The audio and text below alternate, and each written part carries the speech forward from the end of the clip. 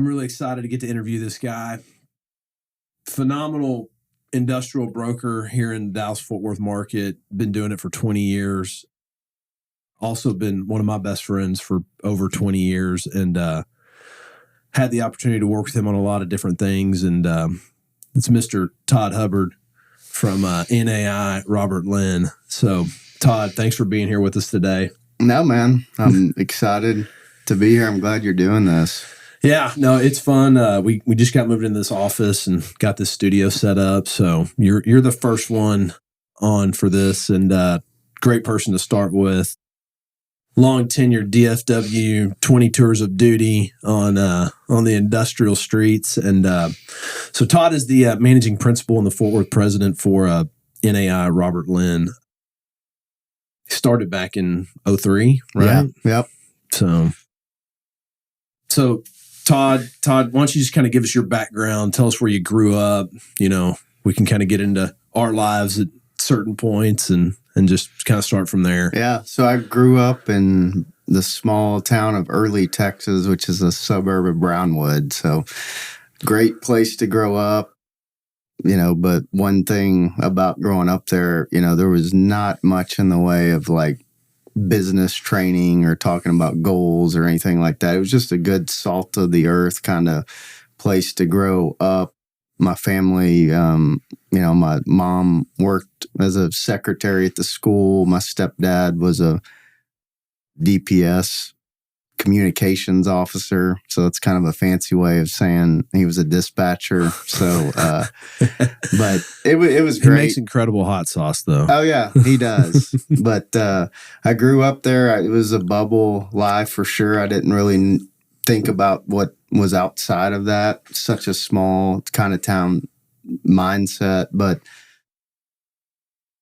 worked through high school in banking, and then went to Howard Payne, which is a school in Brownwood, because my mom worked there as a secretary, so I got free tuition. And it was great from that perspective, but I didn't get to really enjoy a college lifestyle until I went to Lubbock and went there to get my MBA, and that's where our paths crossed. Yeah, so it's funny. I don't know how many people I talk to in DFW. I'm like, oh, Todd Hubbard? They're like, oh, yeah. I go, that's my roommate in college. They're like, really? I'm like, yeah. So, I think it's, we literally met in South Padre. We were all there with there's a group of guys from Lubbock that I was friends with that were your friends from high school. Oddly enough, we all still hang out together. We have our lake weekend that you're so graciously to invite me to. No. And, we were hanging out in Padre, and you're like, yeah, man, I'm coming to Lubbock for my master's. I go, where are you going to live? You're just like, I don't know. I was like, well, we can just live together. So we hit it off in Padre. And then from there on, we were roommates. So you're at Tech. So getting your master's. Yeah, I got it.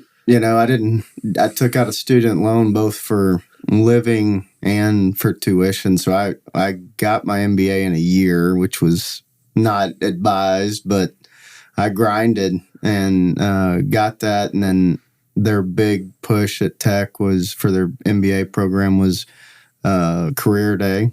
And that was literally September 12th of 2001. So that didn't happen. The job market crashed. And so I ended up, at that same time, my stepdad got diagnosed with multiple sclerosis and was in a bad way.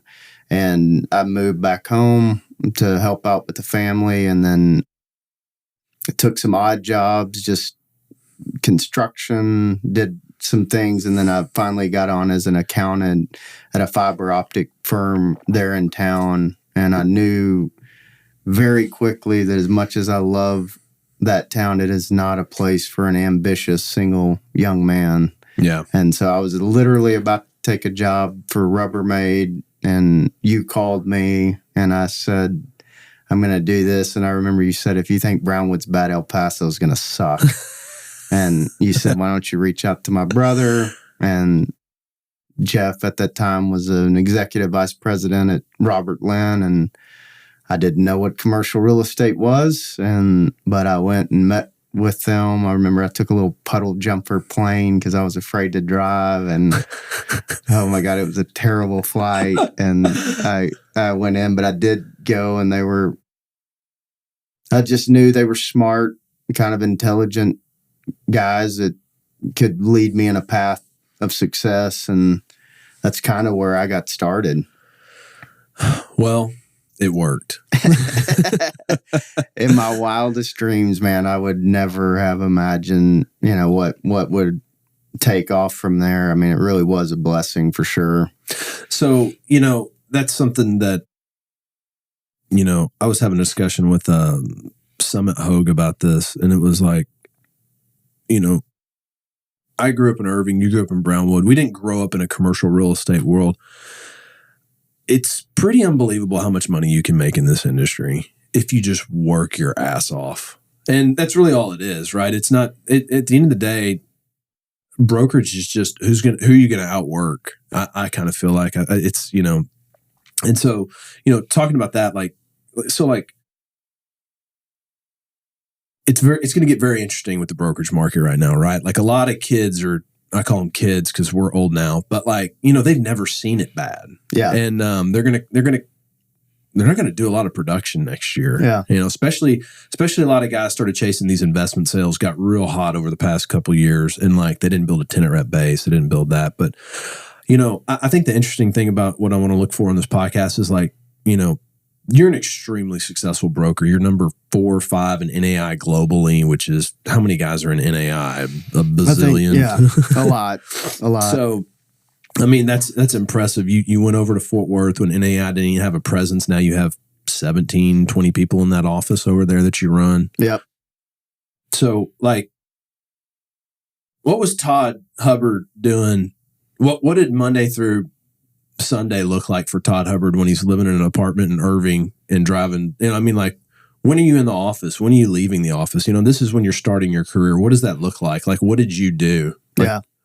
Well, I think the big thing was I was scared shitless. I mean, and that fear of failure still with me to this day. And maybe it's a blessing, also a curse, but I'd never let the pedal down. And so when I got here, and I've told this story before, but my grandparents didn't have much money at all, but they saved everything they had. And I told them I was taking this job, and they looked at me like I was crazy. And so they didn't understand how I could survive, on this small draw. So they stroked me a check for $15,000.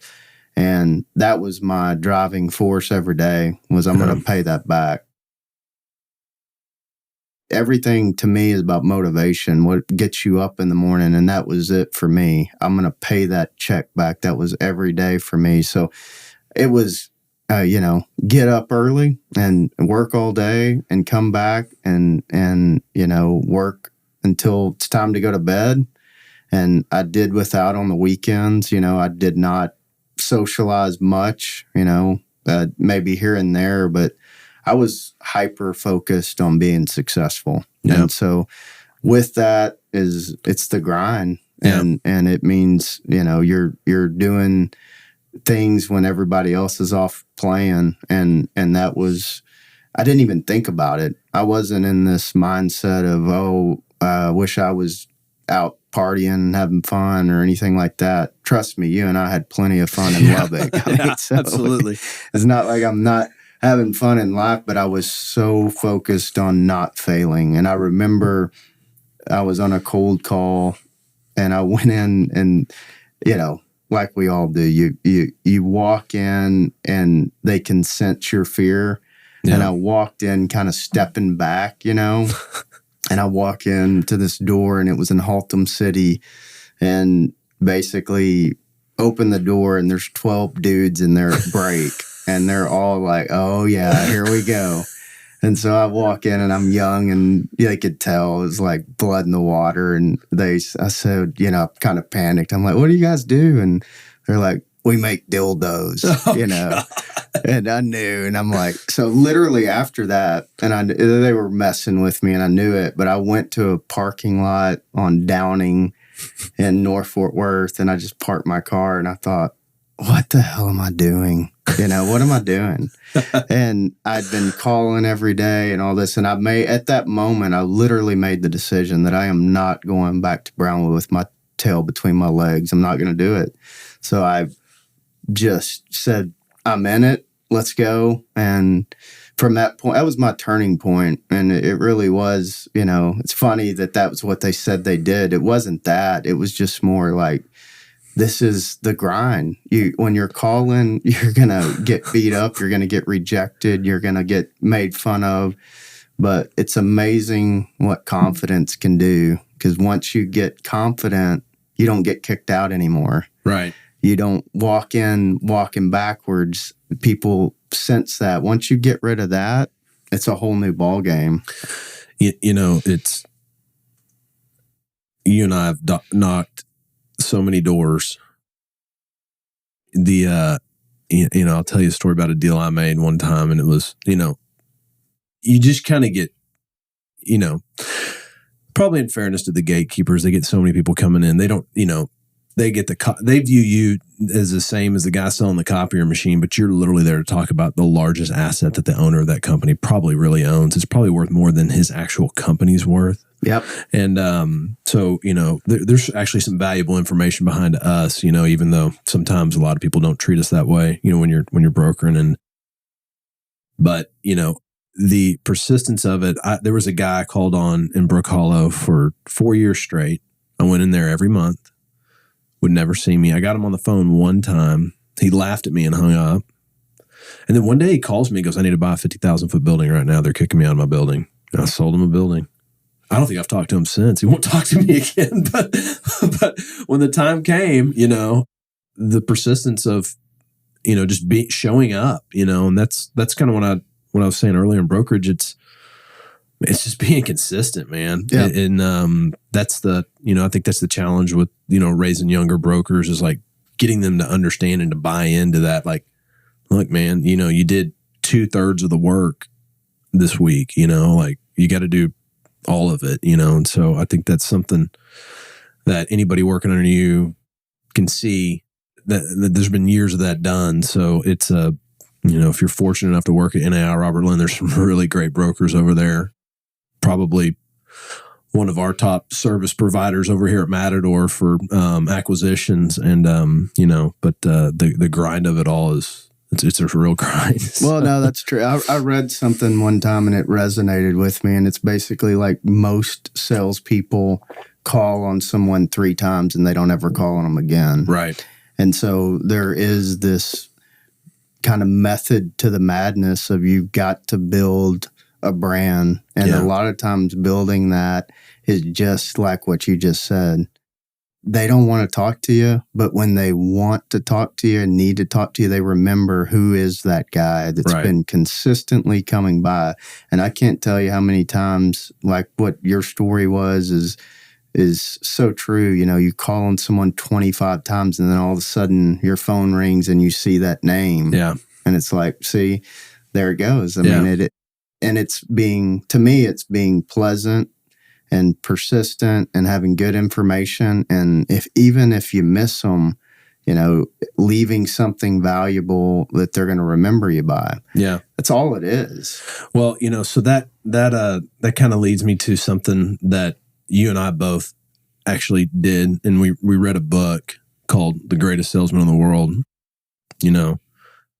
I got turned on to it. I was reading an article about Matthew McConaughey, and he said he read that book, and it was great. So I was like, I got it. And I was like, Jeff, you need to read this too.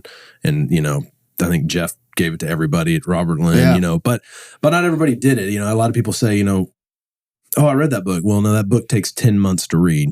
And if you read it properly, and as crazy it is today, Isabella in our office showed up with a copy of it today. So I wanted to read something in there, what I thought was very interesting and very relatable to brokerage. And it says, The career I have chosen is laden with opportunity, yet is fraught with heartbreak and despair, and the bodies of those who have failed where they piled one atop on another would cast a shadow down upon all the pyramids of the earth.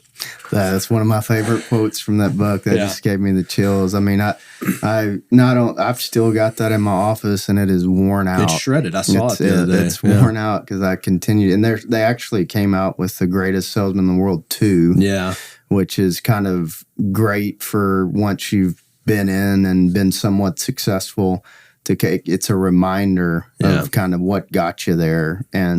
But yeah, I mean, I treated that book like the Bible in a lot of ways because it was those types of statements. And even, there's one that's like, no matter how great your map is, if you don't act, it's worthless. Yeah. So you see that in our business. There's so many brokers that get stifled with this idea that I've got to have the perfect plan. Right.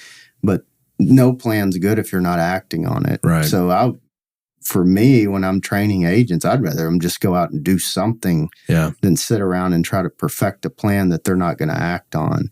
And that comes from that book. And I think I used to, and still do when I think about it. But when I was making cold calls early on, there's a little excerpt from that book that talks about how you convey yourself to someone. Yeah. And in there, it says something like, under your breath before you approach someone, say to yourself, I love you. Right.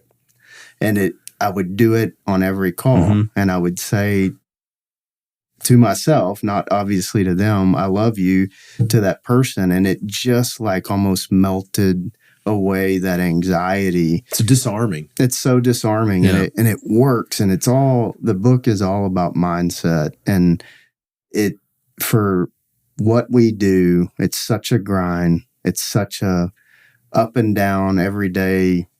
And so if you can read things like this, that just reinforce these great positive thoughts. Yeah. It's a game changer and a life changer because I think it's applicable to far more than just sales. It's life. It's applicable to everything. Yeah. It really is. And so it's for those who haven't done it, I would highly encourage it. Yeah. I did it, man. And I tried to do it again. I got about like 2 months in and I was like, well, I've done this already. Yeah. But it's just such a good thing, So I was very happy it showed up in my office today. So I think awesome. Mine finally just fell apart. I don't know. It's done. So, well, I think that's, something for all these young guys to really think about that want to get into this business. As much as you have social media and email and all that stuff, real estate is a people business and it's all relationship based. And if you're not out there making relationships with people, you'll have some success, but you won't be, one of the top guys for sure. No doubt. And to your point earlier about this market and what's changing, I think we're about to see the culling of the herd. Oh, yeah.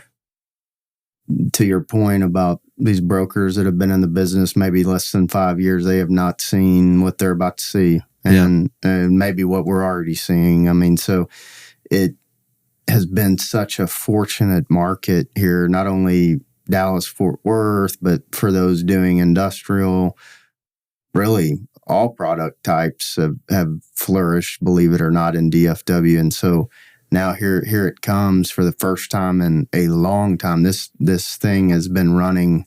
We've been in the 9th inning for 20 innings. Right. And now we're definitely, I feel like we're in the 9th inning. So it'll be interesting because I do think everyone thinks, oh man, this is easy. Yeah. And if you timed it right and you got in where it was so easy that senior brokers are just handing deals off to junior brokers because they don't have time to work on them, that's going to end. Yeah. Now, the senior brokers are going to start. Yeah. I heard, I had an office broker tell me, he's like, yeah, we do B and C office. I was like, man, I feel like that would be like a good place to be tenant repping right now. I feel like you could bring a lot of value. And he goes, the issue is all the senior guys are pocketing those deals now because they don't have any deals to work on. So we don't get to see a lot of them. He's in a bigger shop, but, to your point, like people aren't going to be dishing things out anymore because they got to make ends meet, Yeah. And I think, it's like, I was telling our team here yesterday, I was like, I'm prepared that we buy nothing next year. I'm literally gathering cash reserves that we buy nothing. And we sit here and burn all year long. Yeah. But we might have what we have to do and just operate, that's fine. That's, there'll be a culling of a herd in the acquisition side of things too, For sure. So a lot of people jumped into that and weren't well capitalized or didn't have a real good plan or were all over the place. So, well, let me ask you this. What's the diciest situation you've been in on the street when you're cold calling? Or give me a funny Todd Hubbard story, because there's tons of them. The dildo one was good, but I know you got another one. So yeah, well, I think one of my I do have a bunch, but one of the more embarrassing ones was I had been calling on this company for a long time, and I got up to the receptionist, and she kind of shut me down. But I'd noticed that all the executives were in this conference room, and they were in a meeting. And so I got so distracted looking to see if the guy I was looking for was in there that as I was leaving the building, I went, instead of opening the door, I went face first into glass. And it left like this grease mark on the glass, and it knocked me down to where everyone came running out of the conference room to check on me. And I kind of got up and I said, I'm okay. I said, but next time, remember me. I'm the real estate guy that's been coming by. And they're like, I said, remember me as a dude that left this grease stain on your glass. Did it work? Did you end up making a deal with them? Yeah, actually did.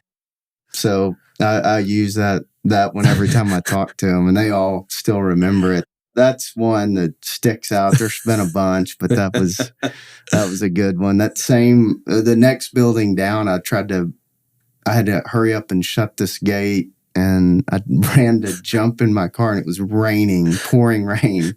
And when I went to jump in my car, I hit the tip of the car door on my forehead, and I went. And I had to go drop this key off, and I go in, and I'm just bleeding literally down my face. And the secretary's like, oh, my God. And I ended up having like a little horn out of my head. So there's so many, man. I can't even think about it. It's one of those things now. I don't even remember what I had for breakfast this morning. But yeah, I've definitely remember running into that glass. Oh, yeah. I've definitely embarrassed myself many a time. But I think the fun part about the business is if you can twist that, being memorable, sometimes it's being stupid. Yeah. And being funny. And I think people, sometimes you just make fun of yourself and people appreciate that. So, yeah. And I'm good at that because there's a lot to make fun of. Well, that's... So we could have a whole episode on Toddisms. Yeah, exactly. You know that better than most, for sure. So, well, let's just kind of talk about real quick, like for any people getting into this business, what are the habits and routines that you feel that, these are the things that you're always going to do without fail, and this always has worked for you? I'm a big believer in early mornings. When I've hired a lot of folks that don't necessarily subscribe to that, but I can tell you without fail, most of the top producers, if not all of them, are early risers. It's just the business day starts typically at about 8 a.m. So if you're rolling in at 8, it's already started. Yeah. And if you're not prepared by then, you've wasted a good chunk of the day of your prep time. Yeah. So I think that's number one. Number two is I always have a to-do list at the end of every day before I start the next day. It's number one. It's good for a peace of mind because at the end of it all, when you're doing high-level transactions and a lot of them, if you're not organized, you're going to be a mental wreck. Yeah. And so it's good for just like mental stability, but it's also that next morning when you do get in, you can start attacking the day. Yeah. And I think that's it. So I think being organized and being there early and really trying to get the items that don't require talking to someone done before the day starts is so critical. Yeah.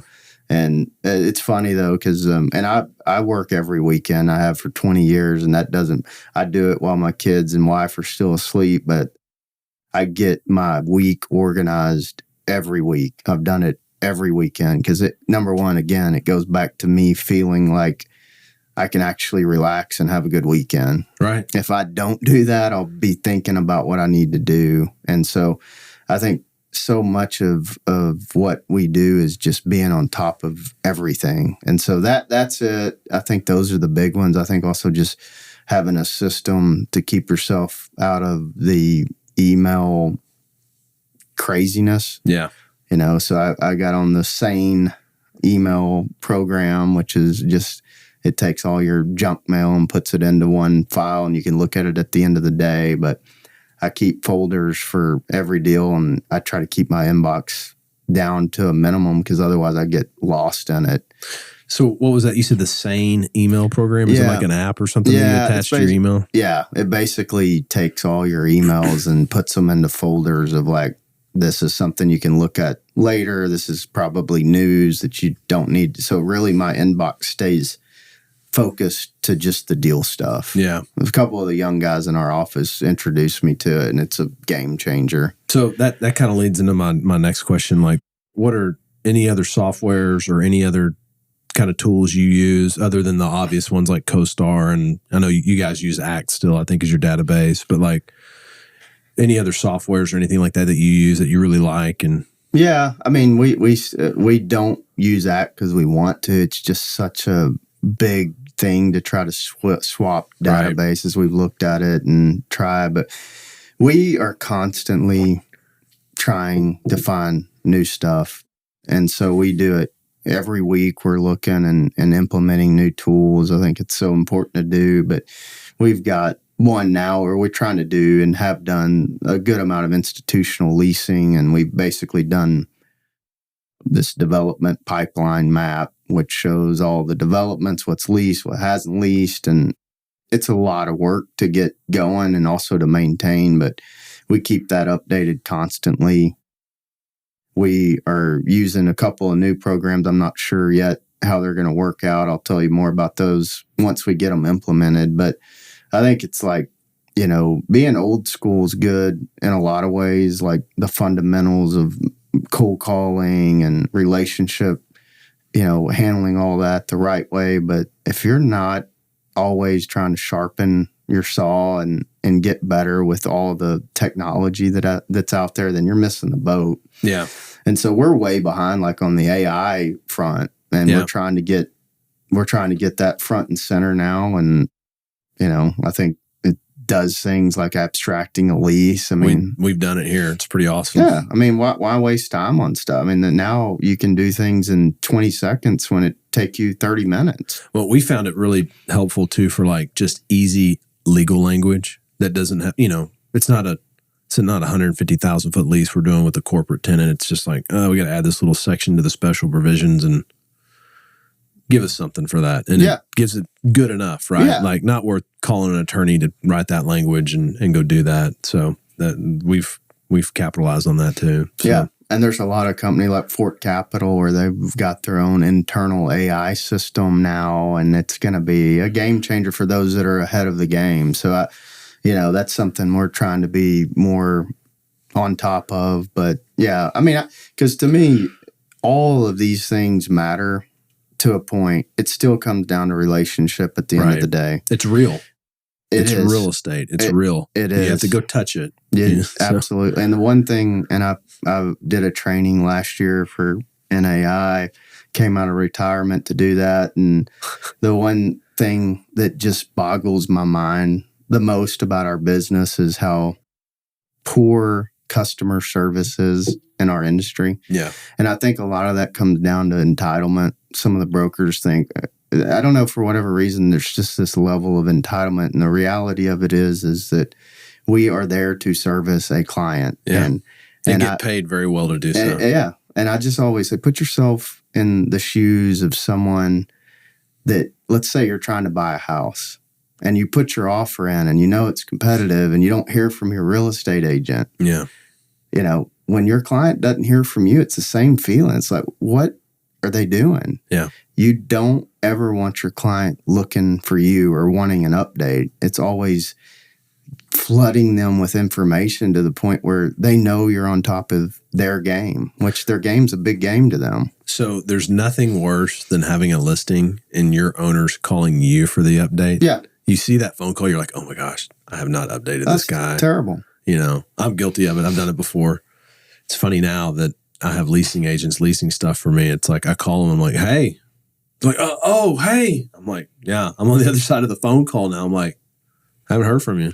Well, we implemented a system on that where every 2 weeks we send out an email, and then we got a little system where you can click on a link and it'll go to all the activity. Yeah.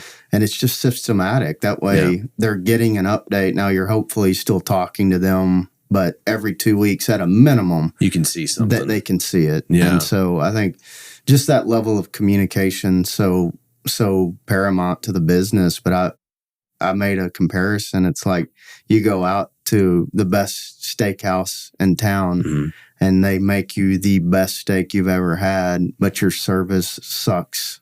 Yeah. What are you saying to Tammany when you get in the car? You're not talking about how great that steak was. No. You're talking about how shitty the service was. Yeah, and I'm pissed. That's it. So you can go negotiate the best deal in the world, but if you did a shitty job of customer service, they're not going to use you again. Right. That deal doesn't matter. Right. It's the service level that you give them and how they feel about the deal at the end of the day.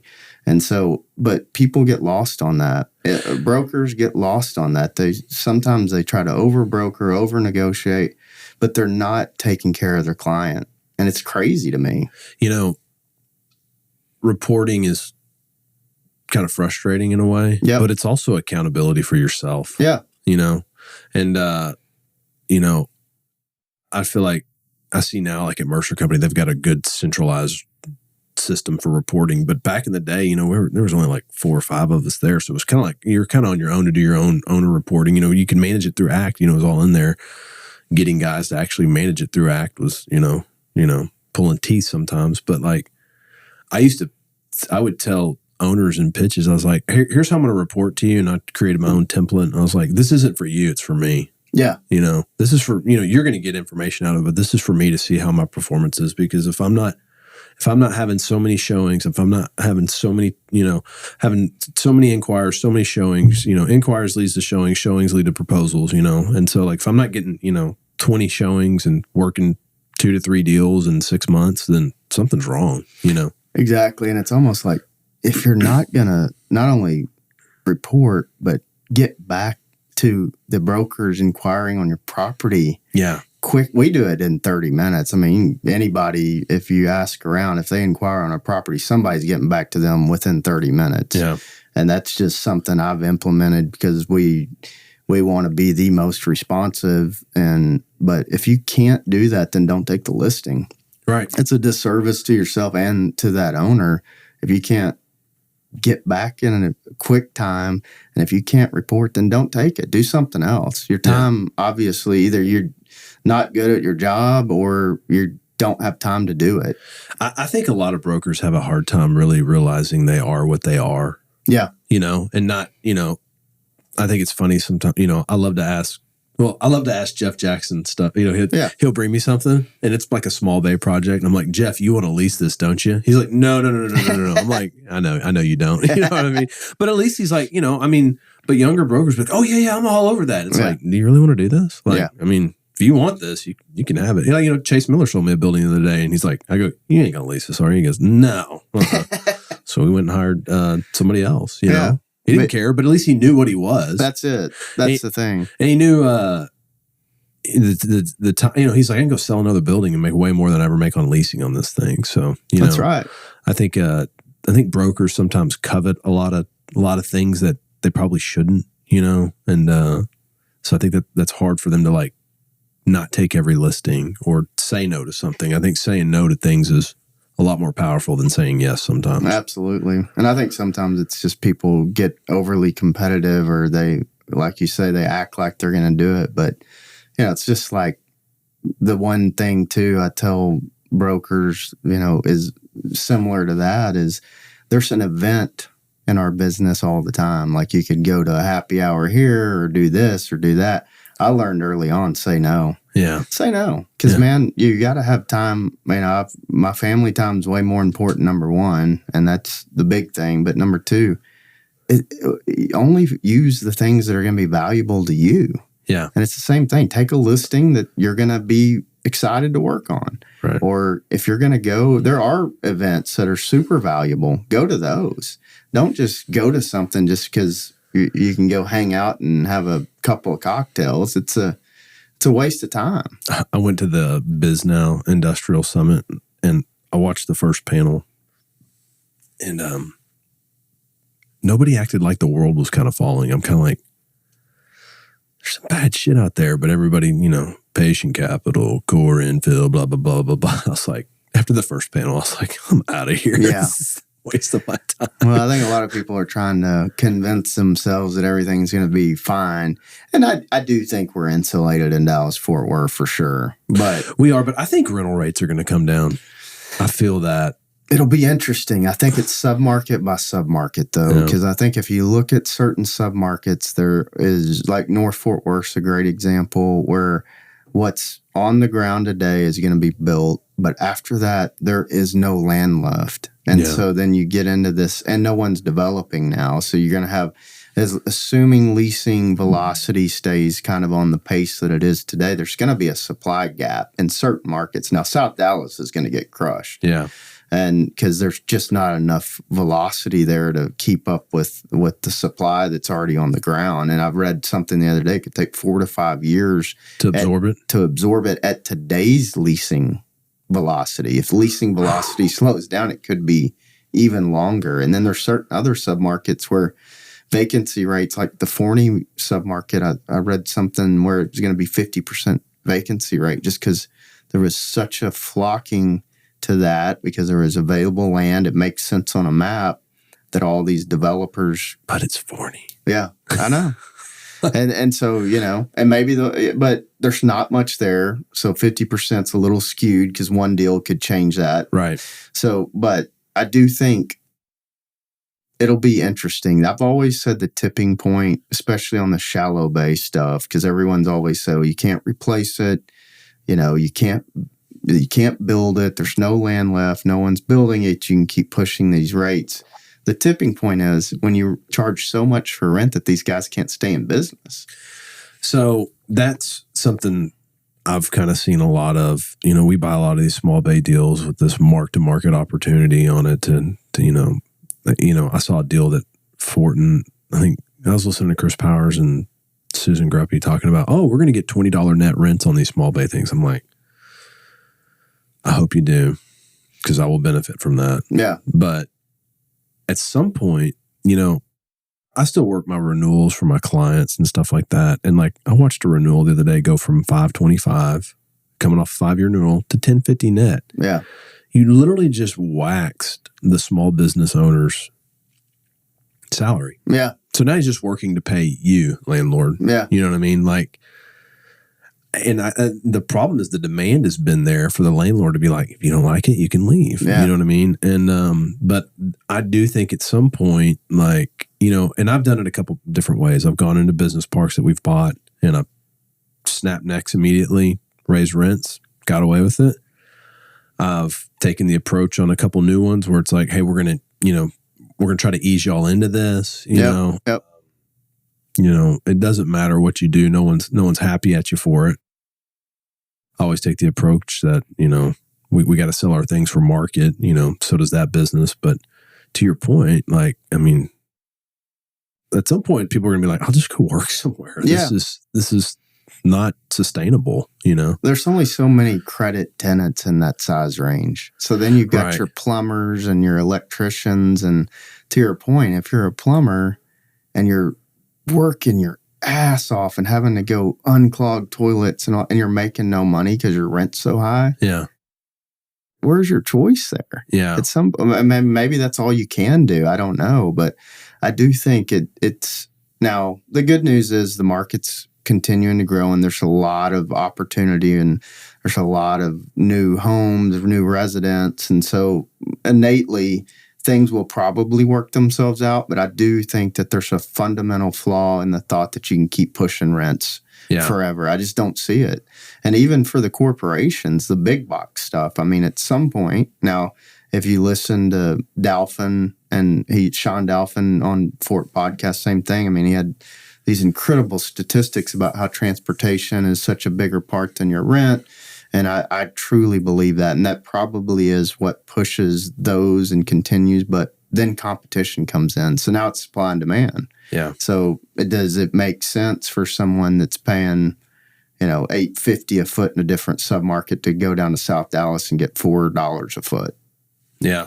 Can they get the labor down there? I don't know. There's a lot more that goes into it, but there's so many kind of tipping points here in this market now that no one can honestly sit here and tell anyone what's going to happen because we don't know. There was a developer I worked with for a while that we never really made a deal, but they're out of state developer and I did a lot of studies for them. And I was looking down in South Dallas and I was like, man, I don't know what to tell you here. Like, I think you better take the bet and build a minimum of 1 million square footer down here. Yeah. Like, I was like, I feel like this is like the place for big stuff. And, and I don't know. And I know people that have, the 250s to 400s that are just sitting down there. Yeah. The challenge down there is labor.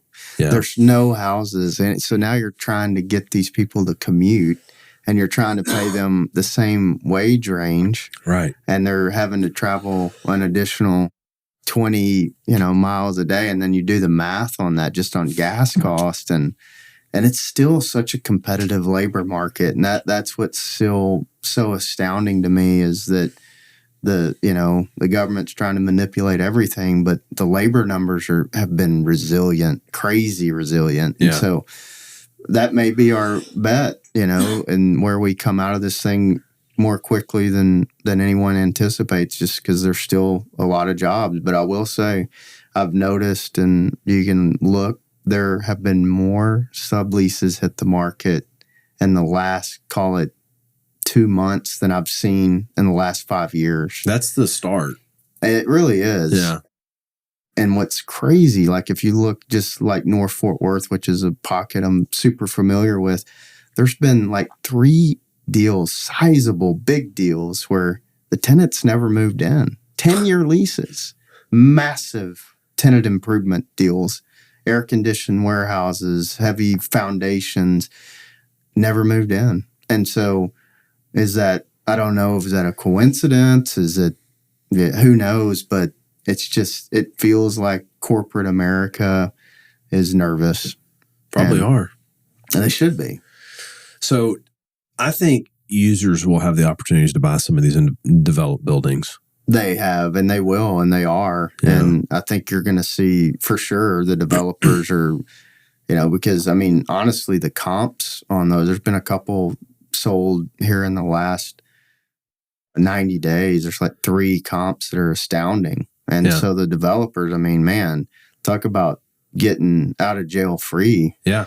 They're still getting, we sold a deal in South GSW that was 45,000 feet for $211 a foot. Brand new building. It had a couple thousand feet of office in it. There was one, I believe it was in Coppell.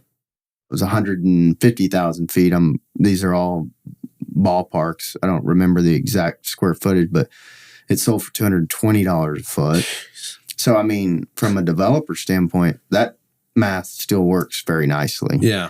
And you're taking up lease-up risk off the table. Yeah. And your interest rate that's on your note that's coming due. Yep. Any TI's gone. And so I do think you'll see more of that, especially from these kind of fee developer deals. You still have your long-term holders out there that will just not do it because, they're in funds. But yeah, the fee development market, there was a point that I think it was at the peak, there was like 130 industrial developers in DFW. That's insane. Well, so I've kind of heard this and I believe this, but I think development is always, it never correlates to supply and demand. It correlates to the cost of capital. Yeah, I agree. And And land availability. And land. And there was a lot of land. There was. And it got gobbled up and people just threw up buildings. And it was like, by the time you started tilting the walls, you had a tenant. Yeah. And most of those folks, because the market was so crazy, they all did good. Yeah. They all did well. But those days have changed. And now the land availability is another issue, I think, in Dallas-Fort Worth that we're going to see for the first time, because I just ran a very large deal with a user that was coming to market to DFW. They had multiple locations, but they were adamant that they wanted to own. And it was really surrounding their infrastructure costs. They've got, a substantial amount in automation. I'm talking a lot of money. So if they lease, they get a gun put to their head when they renew. Yeah. And they can't move. And most landlords are just not going to pay that. It's just, you're talking a lot. And so we did this 2-year land search, and we were looking for, call it 60 to 100 acres. And number one, it was a terrible time to be doing it because the developers had gobbled up every site. Yeah. So there are very little sites anywhere in DFW of that size that could be acquired. But what I learned through that deal, which was insane to me, the first time I'd seen it in the 20 years I've been doing it, is now these municipalities, they don't want industrial anymore. Yeah. Flower Mound with, Crow Holdings had a development there that they were trying to do, and they had 500 people show up with no warehouse shirts on. And that deal got knocked down. And a lot of it's just because the truck traffic's real. I mean, if I'm in a neighborhood, I don't want a lot of truck traffic next to me. I get it. Mm-hmm. But, Mansfield had a 75-acre site that is in the middle of an industrial park. They got a new city council, and they have been one of the most business-friendly municipalities that we've ever dealt with. This is the perfect buyer. I'm talking like big wages, nicest, it will be the nicest industrial building in DFW once it's done. I mean, it's crazy. We couldn't even get a meeting with the city manager because and the truck traffic for this particular user is less than most distributors by a lot. But they didn't want any more truck traffic. It's like, well, what user is going to go to a 70-acre site with no truck traffic? Yeah. I don't care. If it's a manufacturer, they still have to have truck traffic. Right. So now I think you're seeing this push against trucking, especially in these, call it higher-end areas of, Mansfield's a really nice town. Flower Mound's a really nice town. But it's a change, and it's something we haven't seen before. And if you look at land availability, it's like there's just not many quality sites left. So it's going to be very interesting to see once we get through this, that next cycle is going to hit. How far out are we going? Yeah. Because Forney's far out there. Yeah, Sanger. People are going to Sanger. I mean, I know Jerry Jones is sitting on land up in Sanger. Yeah, that's a good bet. It is. That's what, we subscribe to I-35 here. So, But that's interesting because the music is stopping right now. So, yeah. Well, it'll be interesting to see how that all plays out, and maybe when the next cycle comes, we're done. Yeah, and I don't know. Yeah, that's the one thing, man. When you do it every day, all day for 20 years, you get exhausted. Yeah. And so I do think, as you get further along in the business, it is important to finally, I took years where I wasn't taking care of myself. Yeah. And just being healthy, and because people have said it's a young man's game. It's not. It's a high energy game. Yeah. So I don't care how old you are. Yeah. If you got energy, you can do it. Right. But you've got to find the way to get the energy, and some of that is taking care of yourself. It's like new motivations. For me, fear of failure is still a motivator even to this day, but I've got other motivators now, and it's like your kids and trying to.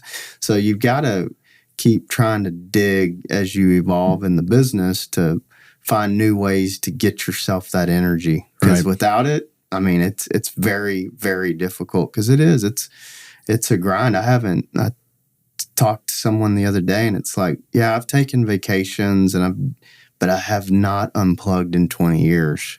Transactional work doesn't allow you to do it. It doesn't. And that, it will take a toll on you. So you just got to what I've found, and I told Anita this on one of my vacations where we were last year. It's like I was like, I'm desperate. I need this vacation. And we get there, and I'm about 4 days in, and about the fourth day, I'm like, yeah, I kind of like grinding. Yeah, okay, I'm good. I think I got it out of me. What's going on? I'm a grinder. Yeah. But it is, you just got to find the way. And it's I've always said it's not a difficult business. Anyone can do it, but it's such a mental game. Oh, yeah. And if you do not have that mental fortitude, then this is not the game for you. No, not at all. Well, I want to wrap things up with some trivia for you. I'm going to fail here, man. I told you. You might. Yeah, so Todd has a very deep vault of sports knowledge. And when we were roommates, I used to lay around and read off drafts. And I'd say, who was the 6th round pick for the Raiders in the 1997 draft? And he'd be like, oh, so-and-so from Wyoming or something. So I got two draft picks for you. Who did the Cleveland Browns take first in the 1999 NFL draft? Tim Couch. Correct. And who did New Orleans take at number 5 in the 1999 draft? Ricky Williams. Yes. Wow. Okay. I didn't have any Yeah. It's pretty good. That was not scripted, people. You know what's funny is that the older I get and the more involved I am with my kids, especially their sports and stuff, I don't have the energy to do sports like I used to, because especially it's so tiring being like a Dallas Cowboys fan. Yeah, it's exhausting. It really is. But the Rangers was a fun run. That was cool. That was cool. I coached my son's football team for 7 years until he got into junior high. I didn't watch football for 7 years. I was so mentally worn out from coaching football. It is. But now I enjoy it again. I'm back to watching it. I'm all into it. So. Well, my son Ryder had his first season, and it was a shocker because he's so small, and I didn't know. I was shocked that he even wanted to play, and he gets out there and he's like a little scrapper. He's a baller. Oh yeah, I see all the videos. Yeah. I message Anita every time on Instagram. She puts them up. I'm like, I want more of these. I don't care about families about your. I don't want pictures of your family. I want more Ryder highlights. Yeah, he was and he got on such a good team, and they made a run, and they went undefeated, and they played a team that they'd beaten previously in the semis to go to the Super Bowl is what they call it. And they got beat in overtime, got tackled on the 1 yard line for the 2-point conversion. God. And man, I've never been that like mentally exhausted after that game. It's a lot. It is, because and the kids are all balling, but it's fun, man. And it's my big thing for him is just I love seeing him work hard, and I tell him, and I think that will serve you well in life. He's not going to play Division I football. We cursed him with bad genetics, but if he can learn to be a little grinder now, whether he does real estate or whatever, man, it will serve him well. So I'm proud of his work ethic. That's awesome. Yeah, that's great. Well, that's all we got for today, Todd. Thanks for coming in. Yeah, this is really awesome. This is good. We'll have you back on again for sure, because your knowledge of the DFW industrial market is extremely deep. So, but thanks again, man. Love having you, and we'll see you around. Awesome. Fun, man. Thank you.